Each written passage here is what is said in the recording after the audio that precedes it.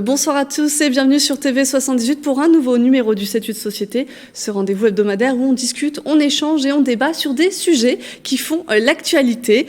5% de femmes seulement sont lauréates d'un prix Nobel. Une seule femme est dirigeante d'une fédération olympique et en 2016, 83,8% des élèves féminines devenaient bachelières contre 74% de garçons. Certaines Yvelinoises se démarquent, mais quels sont leurs parcours? Ont-elles rencontré des difficultés? On en parle avec nos invités. Alexandra Bonetti, bonsoir. Bonsoir. Vous êtes joueuse de golf professionnelle, vous vous entraînez principalement dans les Yvelines. Élodie Innekens, bonsoir. Bonsoir. Vous êtes doctorante en kinésithérapie au laboratoire SIAMS de l'Université Paris-Saclay et vous êtes notamment lauréate d'un prix L'Oréal UNESCO et vous êtes aussi originaire de Chevreuse. Et Fabien Audy, bonsoir. Bonsoir. Vous êtes référent académique égalité filles-garçons pour l'Académie de Versailles. Alexandra, je vais commencer avec vous. Vous êtes donc joueuse de golf professionnelle. C'est un métier qui vient tout d'abord d'une passion. Oui, tout à fait. Donc, j'ai commencé le golf parce que mes parents jouaient lorsque j'avais 6-7 ans et ils avaient l'habitude de me laisser à la garderie. Donc, à un moment, j'ai eu envie de les accompagner et d'essayer ce sport qui m'a beaucoup plu. Je vais garder d'autres sports en complément jusqu'à mes 13-14 ans et à partir de cet âge-là, c'est vraiment ce sport que j'ai choisi de peaufiner et de m'engager totalement. Donc, j'en suis ravie. Qu'est-ce qui a fait que vous avez dit je serai sportive professionnelle? Alors les sports, ça m'a vraiment toujours attirée. J'étais quelqu'un qui, en école primaire, aimait bien jouer au foot avec les garçons dans les cours de récré et suivait tous les sports à la télé avec mon père, des choses comme ça. Donc ça, le côté sport, ça m'a toujours marqué. Et le golf, étant un sport individuel, moi qui suis fille unique, c'était assez proche de mon style de vie aussi, on va dire. Vraiment où j'ai pas besoin où j'ai toutes les cartes en main en fait, où si je fais une erreur c'est seulement de ma faute, des choses comme ça qui m'ont beaucoup plu dans ce sport. Élodie Innekens, vous, votre domaine, c'est la recherche en kinésithérapie. Qu'est-ce qui vous a poussé à vous lancer dans l'univers justement scientifique? Oui, la recherche en sciences du mouvement du coup à l'université.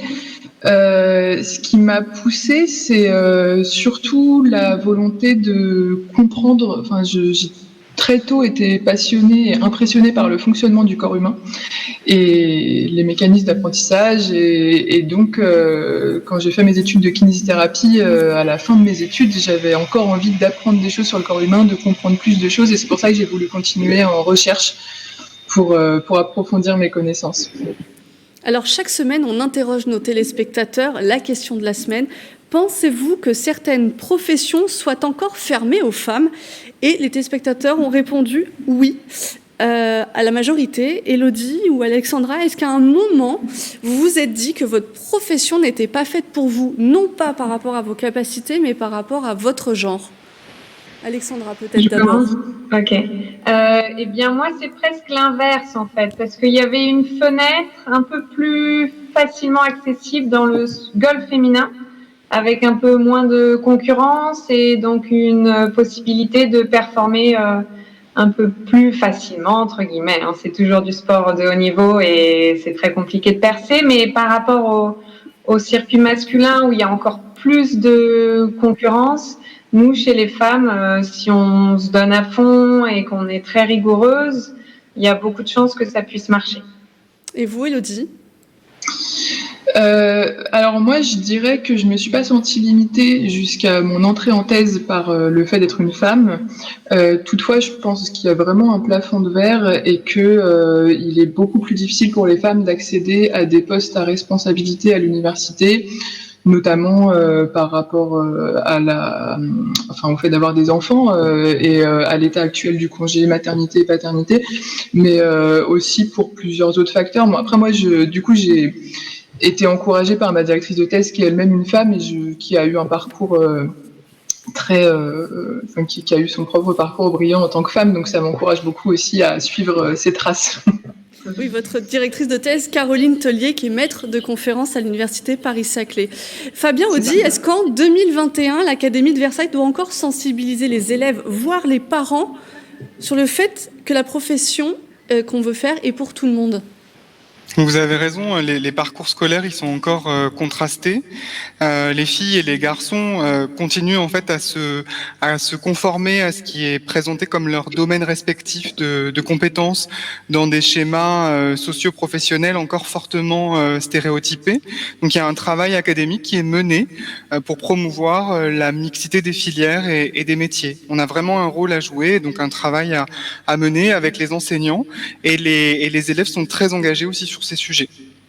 Surtout que l'égalité commence dès la primaire. En fait, on n'attend pas le collège pour l'orientation, justement. Non, il y a des travaux, effectivement. Alors, il y a une formation pour les enseignants du second degré, mais aussi une formation pour les enseignants du premier degré.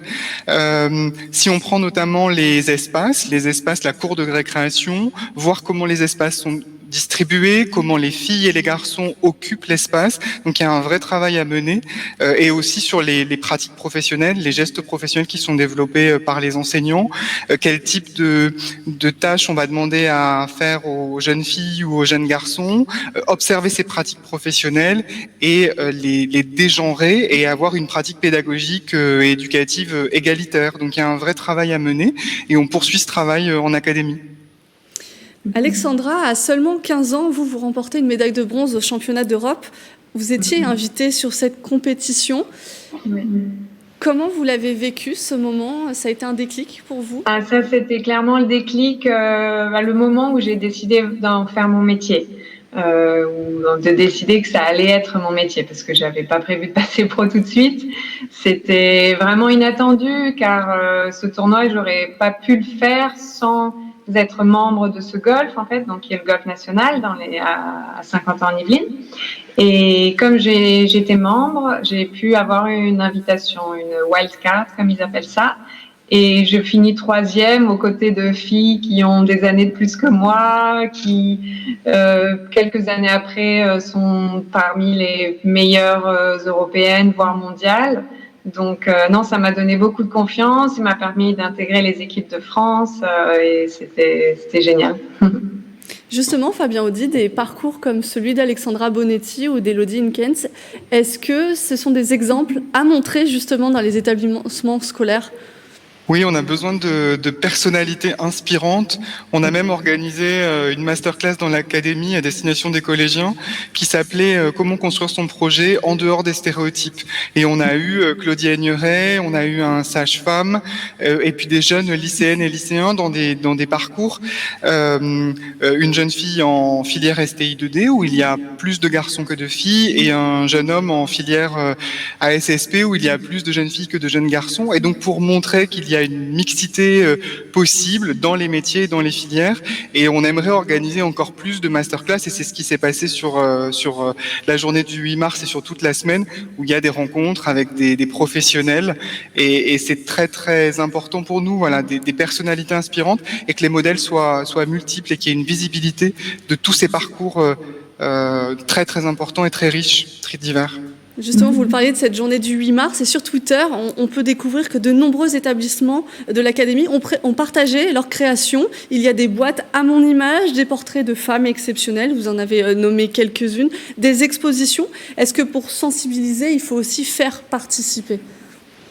Alors oui, il faut faire participer. Donc on a des référents égalité dans un bon nombre d'établissements. On a des équipes qui sont engagées et aussi, je vous le disais, des élèves engagés, des collégiens, des lycéennes engagés. On a un conseil académique à la vie lycéenne où vous avez un certain nombre d'élus qui ont porté sur les territoires des messages et des actions très intéressantes. On a vraiment eu un live Instagram aussi avec la directrice d'ONU Femmes France lundi soir à destination des lycéens. Donc on a vraiment un engagement de toutes et de tous et je tenais d'ailleurs à les féliciter. Elodie Hinkens, vous parliez tout à l'heure d'un plafond de verre aussi de la maternité qui est un moment que seules les femmes actuellement peuvent connaître. Est-ce que vous l'avez ressenti très tôt ? On sait qu'en 2011, en France, il n'y avait que 42% de filles qui étudiaient en études scientifiques, en S. Est-ce que vous l'avez ressenti très tôt, vous, ce changement, cette différence ?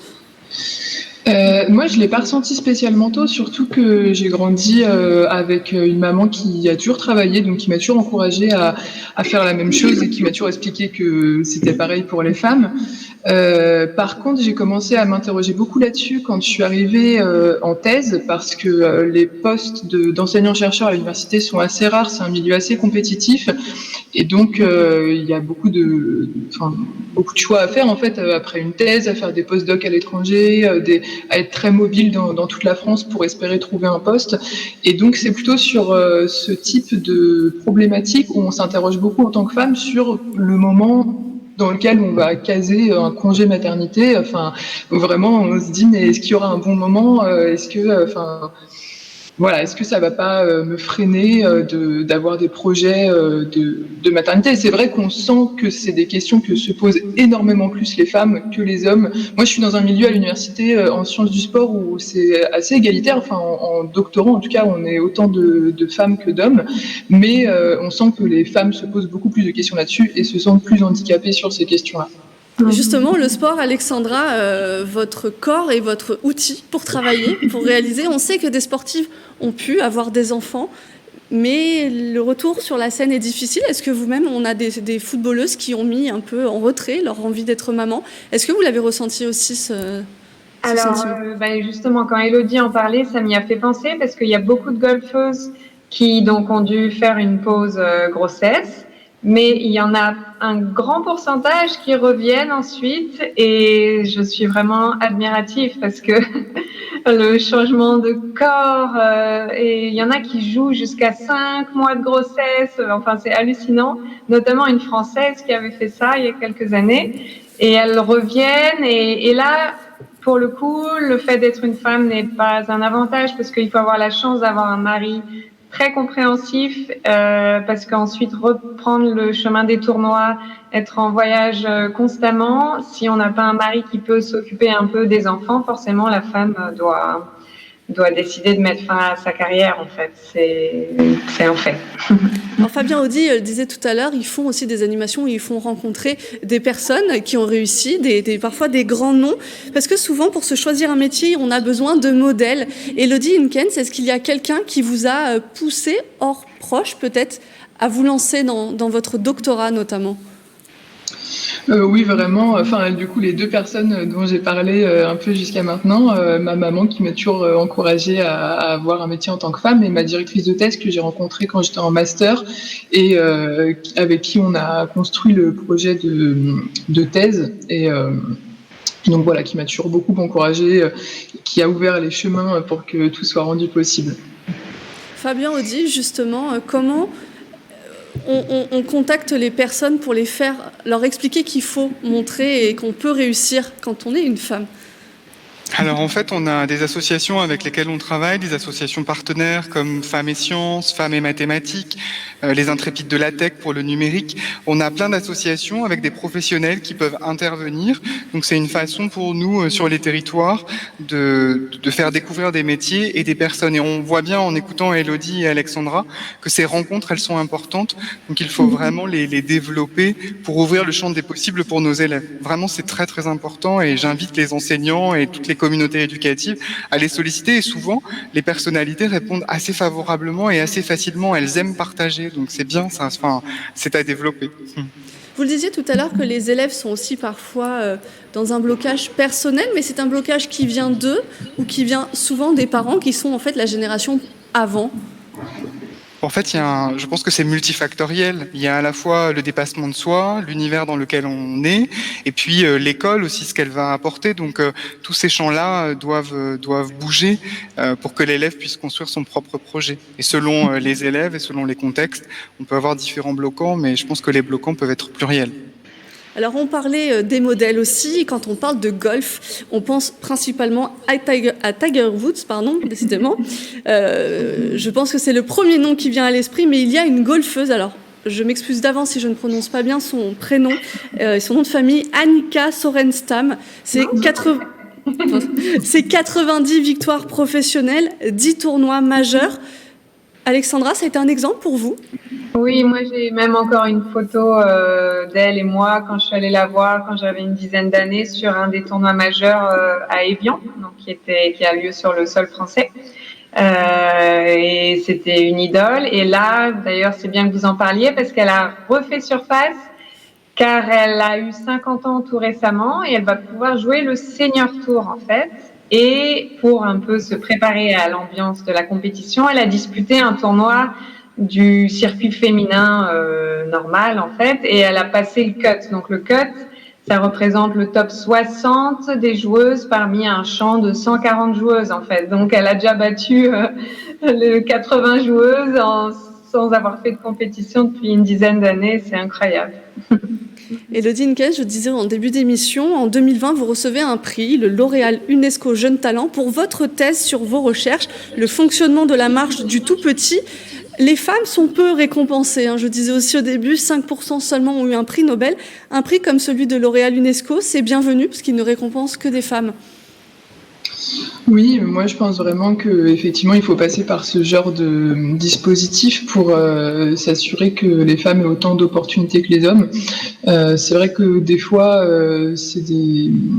parfois c'est un petit peu critiqué par les hommes qui du coup peuvent pas participer à ces bourses-là, mais voilà, bon, en tant que femme en tout cas, c'est très encourageant de savoir qu'il y a comme ça des dispositifs faits pour nous encourager, qui vont plus, moi en l'occurrence cette bourse elle me permet aussi d'acheter du matériel pour poursuivre mes recherches, donc vraiment quelque chose qui encourage nos carrières et c'est très appréciable bien sûr. Et justement 2021 c'est la thèse qui doit être présentée, tout se passe bien?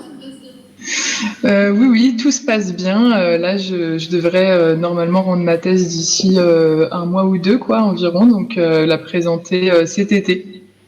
Donc, bon, ça fait plaisir que ça touche un petit peu à sa fin pour boucler quelque chose et ensuite poursuivre quand même dans ces domaines de recherche-là. Hein, mais bon, quand même passer un peu à autre chose. Fabien Audier, on le voit, on a deux univers qui sont parfois très masculins, la science, le sport. Il y a aussi le 17 mars prochain les Jeudis de la recherche avec un thème femmes et numérique. Le numérique, c'est un monde où il faut encore peut-être pousser les filles à se projeter. En fait, les femmes étaient d'ailleurs très très présentes dans le numérique au début, et puis on les retrouve moins dans des enseignements de spécialité.